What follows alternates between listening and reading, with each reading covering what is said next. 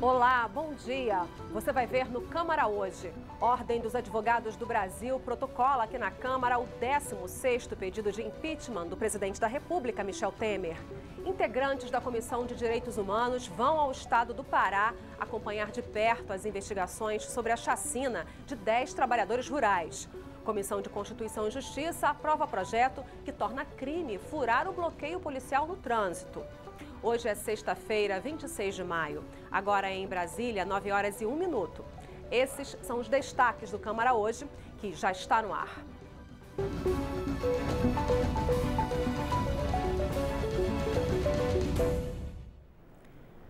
A semana de votações no plenário esteve ligada aos acontecimentos políticos iniciados com a delação da JBS, que comprometem o presidente da República, e as fortes manifestações em Brasília. Na quarta-feira, a oposição chegou a se retirar do plenário em protesto contra a convocação das Forças Armadas. Mas a semana fechou com 7 medidas provisórias aprovadas. O repórter Tiago Ramos acompanhou o plenário e mostra como foi. A tensão do lado de fora da Câmara atingiu em cheio o plenário. Direta já! O povo quer votar! Quando o decreto do presidente Michel Temer autorizando o uso das Forças Armadas foi baixado, o que era briga virou rompimento. Nós, da bancada do PT, reunidos com as lideranças das demais bancadas de oposição, nós vamos nos retirar do plenário, porque nós não concordamos em levar à frente essa sessão. Nós estamos aqui no embate que chega, algumas vezes, às profundezas das emoções e que se termina perdendo a razão de ser do próprio parlamento. E esse equilíbrio nós temos que ter. Não houve acordo. A oposição deixou mesmo o plenário. Com isso, o caminho ficou livre para o governo. Algumas votações levaram aí coisa de 10 minutos para serem concluídas. Só para se ter uma ideia, quando a oposição está em plenário e usa o chamado kit de obstrução, a votação de uma única medida provisória pode levar mais de 7 horas. Mas então, por que abrir esse caminho? O cálculo aí é que essa era a atitude correta diante do uso das Forças Armadas e que sem a presença dos deputados de oposição em plenário não haveria legitimidade para fazer votações, o que não aconteceu. Mas, de fato, isso acabou produzindo alguns sinais invertidos. Oposição criticando oposição. A oposição hoje deveria ter ficado aqui, obstruindo, levando até 3 horas da manhã, para não deixar votar. O governo agora vai pegar todas as medidas provisórias e votar por acordo. Eu quero registrar esse erro histórico da oposição. E governista pedindo oposição. As oposições existem exatamente para que possam acompanhar de perto nossos atos. Nesse momento, as oposições se retiraram. Eu não me sinto à vontade, o meu partido não se sente à vontade. Apesar desses sinais isolados, a votação seguiu em frente. A semana fechou com 7 medidas provisórias aprovadas. A primeira delas trata das regras para a regularização de terras na Amazônia e em áreas urbanas. A segunda altera as regras para a ascensão na carreira militar de policiais e bombeiros do Distrito Federal. A terceira torna permanente o programa que permite a redução da jornada e do salário de empregados em empresas em dificuldades. A quarta amplia o prazo de isenção da taxa que recai sobre o frete fluvial de transporte no Norte e no Nordeste. A quinta medida provisória é aquela que autoriza o saque de contas inativas do FGTS. Vale lembrar que ela também aumenta o rendimento das contas ativas. A sexta legaliza a cobrança de valores diferenciados dependendo do método de pagamento, por exemplo, oferecendo desconto para quem paga no cartão em débito. A última medida provisória é aquela que permite o pagamento de um bônus para os peritos do INSS, o que seria pago para aqueles que fizerem revisões de benefícios concedidos. Agora, com a pauta livre, o governo já planeja o próximo passo, a reforma da Previdência. A base está forte. E a Ordem dos Advogados do Brasil protocolou nesta quinta-feira aqui na Câmara o 16º pedido de impeachment do presidente da República, Michel Temer. O novo pedido, assim como a maioria dos outros, se baseia na delação do empresário Joesley Batista, do Grupo JBS, para enquadrar o presidente da República no crime de responsabilidade. O presidente do Conselho Federal da OAB, Cláudio Lamáquia, chegou acompanhado de dezenas de advogados e concedeu várias entrevistas até protocolar o pedido de impeachment contra o presidente da República na Secretaria-Geral da Mesa da Câmara. A denúncia para enquadrar Michel Temer por crime de responsabilidade se baseia na conversa gravada pelo empresário Joesley Batista, do Grupo JBS.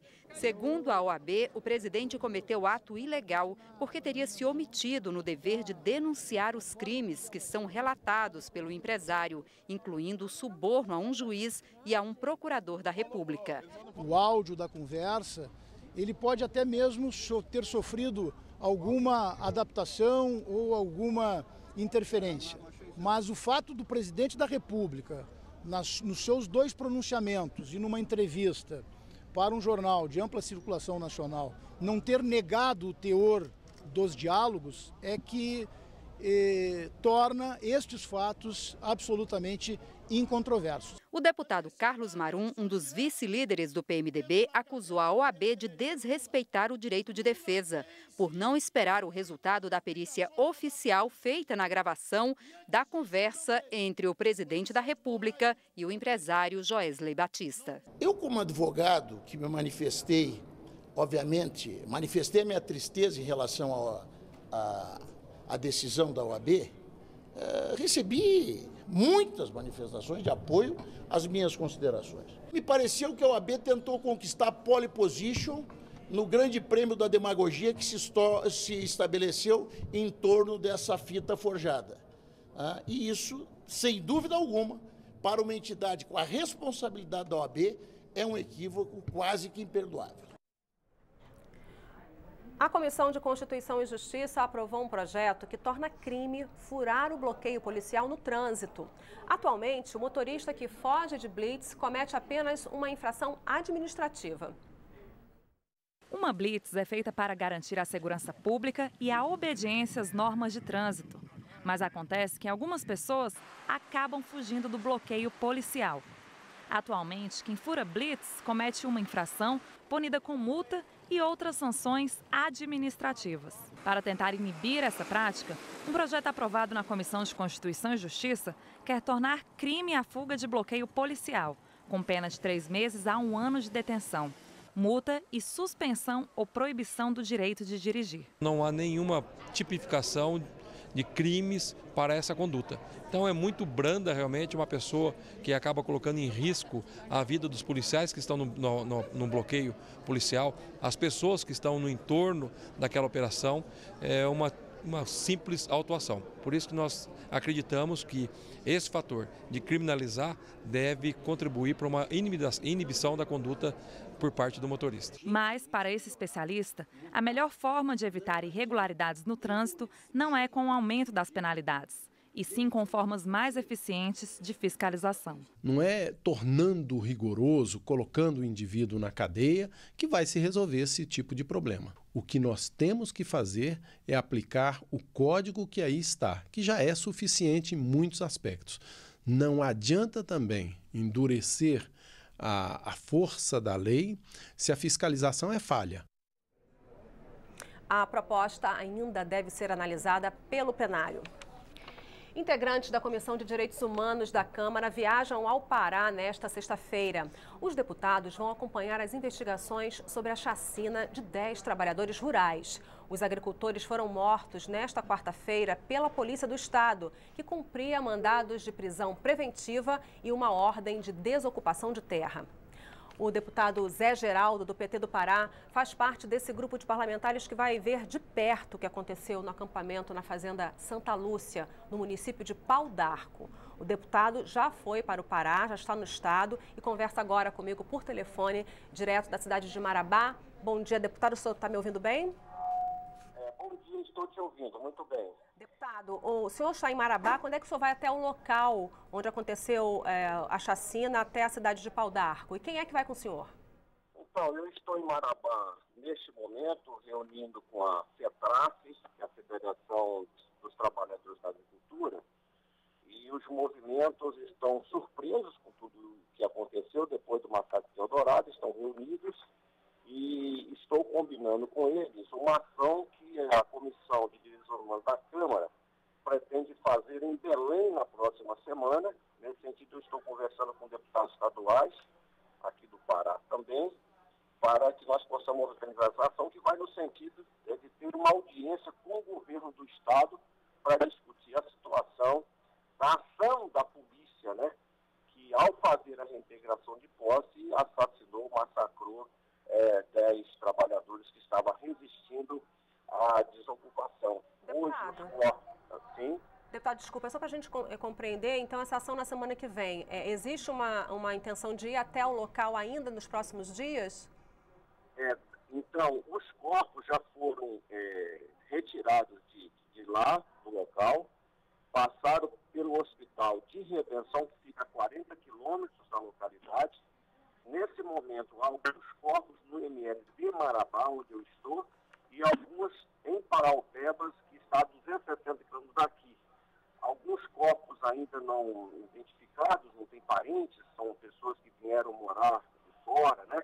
Aqui é muito comum, né, as pessoas transitarem na região, desempregados que vêm do Maranhão, do Piauí, de tantos outros estados, de outras regiões do Pará. Então eu pretendo chegar até Redenção amanhã e pretendo ir até lá no local, conversar com algumas pessoas, alguns membros das famílias, né, que ficaram. Na verdade, eu estou aqui também fazendo um trabalho de atualizar melhor todos esses dados, levar para Brasília na segunda-feira, para a presidente da Comissão de Direitos Humanos, e nós organizarmos uma ação que é muito mais forte do que no local, porque nós estamos preocupados agora com as novas reintegrações que têm para ser feitas, e se a polícia adotar esse comportamento, nós teremos massacre por muito tempo nessa região, né? São centenas de áreas que foram ocupadas, o INCRA está totalmente desativado. Aqui em Marabá tem uma superintendência do INCRA do Pará, que é uma das maiores do Brasil, sem orçamento, sem material humano, sem decisão política de Brasília, que não sabe o que fazer com tudo isso, né? Deputado. Então, eu vou até o local provavelmente ainda amanhã, que daqui lá em Redenção são 300 quilômetros, né? E eu vou de carro e amanhã eu devo estar chegando no local. Deputado, o senhor aí do Pará acompanha de perto a realidade da região, os conflitos que acontecem na região. Quais são as razões que o senhor acredita que levaram para esse desfecho trágico? Esse é uma cultura latifundiária, né, muito forte nessa região. Aqui sempre houve uma cultura de matar, a cultura da pistolagem, a cultura da chacina, né? E há uma influência do latifúndio dentro da polícia, há uma suspeita de que a polícia recebeu incentivos financeiros para promover essa chacina como uma forma pedagógica, né, de amedrontar, de aterrorizar todos aqueles que ainda não ocuparam, não ocupar mais, e aqueles que estão nas áreas não resistir mais a nenhuma reintegração de posse. Então essa é uma cultura latifundiária, arcaica, covarde, perversa dessa região do sudeste do Pará. Deputado, existem imagens divulgadas na imprensa de armas apreendidas. A polícia disse que foi recebida a bala. Qual é a sua avaliação? Porque existe esse dilema, né, essa controvérsia de que houve realmente um confronto ou não.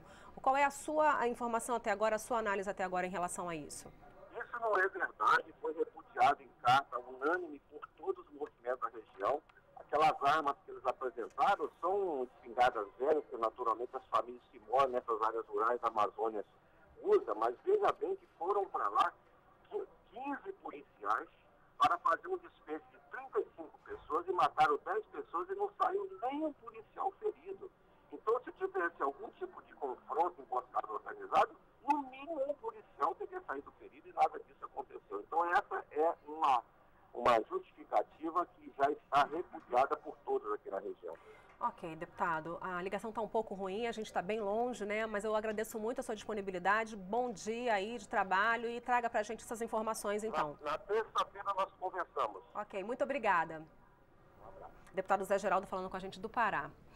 E você já viu nesta edição do Câmara Hoje, Ordem dos Advogados do Brasil protocolou aqui na Câmara o 16º pedido de impeachment contra o presidente Michel Temer. E a semana termina com 7 medidas provisórias aprovadas no plenário, apesar dos conflitos na esplanada dos ministérios que levaram a oposição a protestar e se retirar das votações. Agora em Brasília, 9h16. Você vai ver depois do intervalo. Comissão de Seguridade Social debate a qualidade dos óculos e lentes vendidos no Brasil. Deputados querem proibir o comércio desses produtos sem certificação. E mais.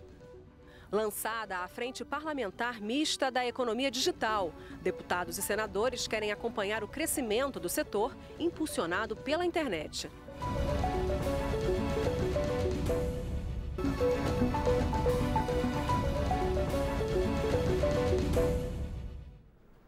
Agora em Brasília, 9h17. O Câmara Hoje está de volta. A qualidade dos óculos e lentes comercializados no Brasil foi tema de um debate na Comissão de Seguridade Social e Família. Os deputados analisam um projeto de lei que proíbe o comércio desses produtos sem certificação. A Associação Brasileira da Indústria Óptica estima que cerca de 100 milhões de pessoas no Brasil necessitem de óculos de correção visual, mas menos de 40 milhões usam o produto. Além do acesso, outro problema do setor, debatido na audiência pública da Comissão de Seguridade Social e Família, é a qualidade. De acordo com o presidente do Inmetro, menos de 0,1% dos óculos apreendidos numa operação da polícia com a Receita Federal estavam de acordo com as normas técnicas. Para ele, a saúde visual exige um bom exame oftalmológico e mais do que isso. Saber se aquele produto que está sendo entregue é realmente aquilo que a pessoa necessita. Então, isso é muito importante, porque a visão é uma coisa complicada, porque, de uma maneira geral, a vista não dói, a vista não apresenta isso e vai se acumulando ao longo do tempo. Então, os problemas se avolumam e aí, quando você descobre, já é um caso muito grave. Hoje se vende em todo lugar aqueles óculos. Aqueles óculos podem causar danos à visão, sintomas graves para as pessoas, aversão à leitura. Normalmente nós temos pequenas diferenças de grau de um olho para o outro que não são consignadas naquele óculos e as distâncias pupilares. A sua distância pupilar é diferente da minha e diferente de outras pessoas. E isso não é consignado naquele, não é considerado. Então isso gera distúrbio de motilidade, de movimento ocular, sérios danos à visão. Médicos e representantes da indústria de produtos ópticos elogiaram o projeto de lei que proíbe a fabricação e o comércio de lentes e óculos sem certificação. A proposta já foi aprovada pela Comissão de Desenvolvimento Econômico, Comércio, Indústria e Serviços e agora vai ser votada na Comissão de Seguridade Social e Família. A certificação não é uma coisa cara. É uma coisa que, inclusive, é feito nas fábricas, o exame. Então, ela é feita nas fábricas e pontualmente, uma vez por ano, no comércio. Então isso não vai onerar o consumidor e provavelmente, reduzindo a ilegalidade, vai aumentar a venda dos legais. Aumentando a venda, tem o efeito escala. Então, com o efeito escala de maior venda, redução de custo. Eu diria que é benéfico, inclusive para o custo ao consumidor. O CBO, o Conselho Brasileiro de Oftalmologia, apoia essa medida, porque todos os produtos que nós utilizamos têm que ter controle de qualidade, para evitar prejuízos à nossa saúde. Foi lançada a Frente Parlamentar Mista de Economia Digital. O objetivo dos deputados e senadores é acompanhar o crescimento do setor, impulsionado principalmente por empresas que operam pela internet. Os parlamentares que integram o grupo foram unânimes em dizer que as empresas que operam por aplicativos de celular e pela internet não podem ser esquecidas pela lei. O presidente da frente, deputado Thiago Peixoto, disse que o crescimento das empresas que atuam online é um caminho sem volta. Ele criticou a aprovação feita pela Câmara do projeto de lei sobre os aplicativos de transporte privado. Nós votamos aqui um mês atrás um projeto que, no meu ponto de vista, proíbe o Uber. E é muito perigoso que outros projetos de outras áreas possa acontecer da mesma forma. Então a frente ela vai agora articular para que isso não aconteça mais, para que essa nova economia possa prosperar ainda mais. O ministro da Ciência e Tecnologia, Gilberto Kassab, esteve no evento e elogiou a criação da frente parlamentar. O Congresso, com o lançamento dessa frente, dar a sua contribuição para que a gente possa melhorar a legislação, para que a gente possa ter aqui dentro uma melhor compreensão dos parlamentares da importância de mais recursos públicos, de melhores projetos e de parceria do Legislativo com o Executivo. O reaproveitamento de lixo orgânico por meio da compostagem foi tema de uma audiência pública na Comissão de Meio Ambiente. Especialistas esclareceram a importância dessa prática.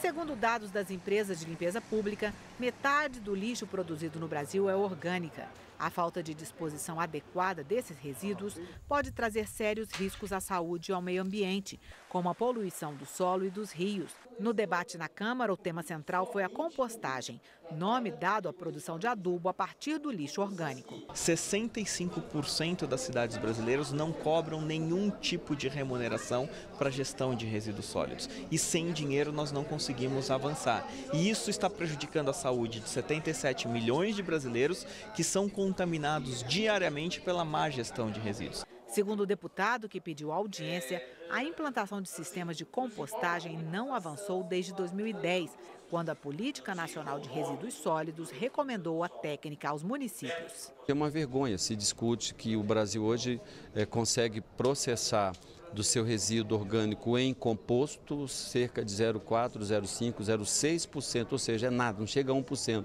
Se houver integração das forças, poder público, iniciativa privada e a sociedade, eu tenho certeza que nós iremos injetar na nossa economia pelo menos de 100 a 120 bilhões de reais por ano. A Comissão de Educação promoveu um debate sobre a educação emocional no ensino básico. Os debatedores ressaltaram a importância de se discutir as emoções no ambiente escolar.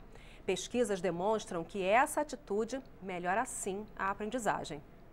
O secretário de Educação de Rio Branco, capital do Acre, mostrou como a cidade melhorou as notas do IDEB com a implantação da disciplina Educação Emocional, primeiro nas regiões com mais registros de violência e depois em toda a rede municipal. Segundo ele, 2 aulas por semana foram suficientes para deixar as turmas mais tranquilas. As crianças realizam atividades simples para falar de emoções, como o uso de figuras para a montagem do quadro de sentimentos do dia. Nós também conseguimos fazer com que os alunos estejam mais concentrados nas aulas e isso também tem colaborado para o avanço da aprendizagem. Nós melhoramos muito os nossos resultados em língua portuguesa e matemática. Isso tem sido confirmado pelas avaliações do Ministério da Educação, em que nós saltamos da 9ª melhor nota para a 4ª melhor entre as capitais. Isso mostra que o desenvolvimento emocional ele ajuda a elevar a aprendizagem dos nossos alunos e motivar os nossos professores também para aquilo que tem que ser feito na sala de aula. Os deputados conheceram outras experiências positivas, como a do Mosteiro São Geraldo, em São Paulo, que atende crianças pobres. Para o professor da USP, João Roberto de Araújo, é preciso ensinar às crianças o valor do controle das emoções e não somente o valor do progresso profissional e financeiro. Ele disse que a educação emocional ajuda a alcançar o mais importante, a felicidade e a qualidade de vida. Por isso, deve ter espaço em casa e na escola. Do contrário, vão crescer os males já conhecidos. A ansiedade é uma coisa terrível. A depressão no mundo infantil hoje já ocupa números alarmantes, porque nós não falamos de emoção. Um professor não pode só pensar na lógica matemática, linguística, memória. Precisa pensar num ser humano integral, que tem emoção, que tem sentimento e ensinar essas crianças desde cedo o que é emoção, como elas aparecem, quais são os ativadores, nominar uma emoção. Os deputados que acompanharam o debate defenderam a inclusão da educação emocional na nova Base Nacional Curricular. Nossa ideia era de difundir os exemplos já adotados e poder propor ao Ministério da Educação que possa adotar esse modelo, principalmente nas áreas mais vulneráveis, talvez como um plano piloto, que ele seja ampliado para que a gente melhore os nossos índices da educação, mas principalmente que a gente melhore na formação de seres humanos. E olha, a Câmara recebeu um presente muito especial nesta quinta-feira. A visita de um grupo de crianças e adolescentes do Instituto Reciclando Sonhos. A entidade desenvolve um trabalho de caráter social na comunidade da Estrutural, uma cidade próxima aqui a Brasília.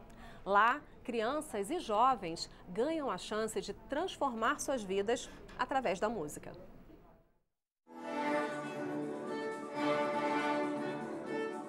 Uma quinta-feira diferente para quem passou pela Câmara dos Deputados. Esse grupo de alunos do Instituto Reciclando Sons emocionou muita gente. Eles vieram da comunidade da cidade Estrutural, a 15 quilômetros de Brasília. O Reciclando Sons foi criado em 2001 e utiliza a música como instrumento de educação, ressocialização e inclusão social de crianças e adolescentes, além de proporcionar geração de renda para as famílias. O trabalho, que começou com 22 crianças, já atendeu mais de 2.000 alunos. Eles recebem aula de canto coral, teoria musical, instrumento, que pode ser violino, viola ou violoncelo, e formação orquestral. O desafio agora é construir uma sede própria para atender a comunidade ainda melhor.